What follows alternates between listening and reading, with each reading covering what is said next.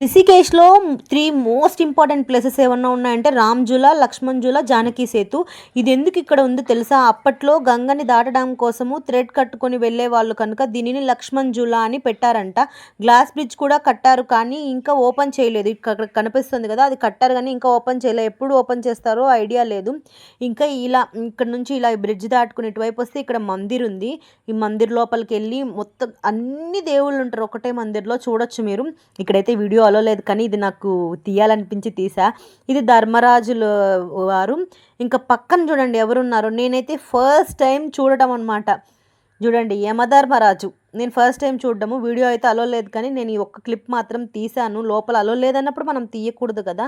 వాళ్ళు బోర్డ్ పెట్టారు మెన్షన్ చేశారని. నేను ఇంకే వీడియోస్ తీయలా లోపల దేవుళ్ళని. అది మాత్రం కొంచెం క్యూరియాసిటీతో నేను తీశాను. మీకు చూపిద్దాము అన్నట్టుగా అనుకోని తీశాను. మీరు ఖచ్చితంగా వెళ్ళి విజిట్ చేయాల్సిన ప్లేసు.